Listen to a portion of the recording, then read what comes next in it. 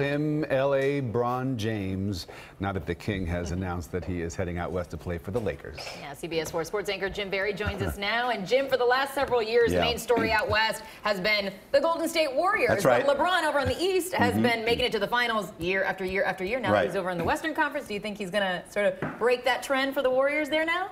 No. No. All right, there you go. I do not. You know, with the roster that he's going to in Los Angeles, quite honestly, look, the West is stacked right now. It's not just Golden State. It is also Houston. There's a lot of good teams out there. So the Lakers, as they're constructed right now, I think they're going to have to fight just to make the playoffs. Now, obviously, with LeBron James, he's going to attract more star power. The Lakers are still going to try to somehow pry Kawhi Leonard from the San Antonio Spurs, see if they can work out a deal.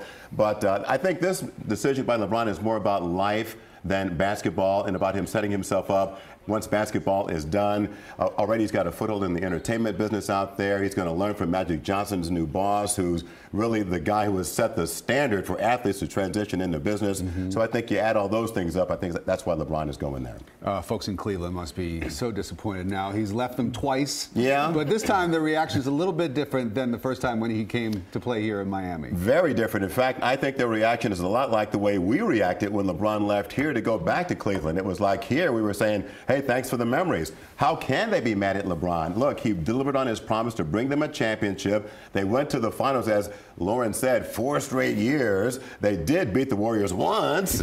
So, look, he did his job there for them, and I think they understand that. Certainly nothing like this. Nobody's burning his jersey like when he left there to come here. They really resented not only what he did, but the way he did it with the big decision show. But now they're just saying, hey, look, LeBron, we appreciate you, man. Good luck. All right, you mentioned when he left the Heat. Since he's been gone, yeah. It hasn't been quite the same for the Heat here. What about their free agency moves? It seems quiet for the Heat right now. Do you expect any big changes in the next little bit of time? No, they have done exactly this, and that's what they're going to do. We're not used to this from this guy, Pat Riley, but all of a sudden he is cast in the role of being patient Pat. But look, when you look at the Heat's roster, they've invested a lot in guys who they maybe overpaid. They're just hoping they can hold on to this guy, Wayne Ellington, who's a sharpshooter who more than 20 teams have reached out to see if they can pry him from the Heat. They're hoping this guy, Dion Waiters, is back with a healthy foot, and they hope Hassan Whiteside pretends that he loves the game again. You know, he's really an enigma, but he's a real key for them. So right now, I think the Heat is kind of stuck with what they have,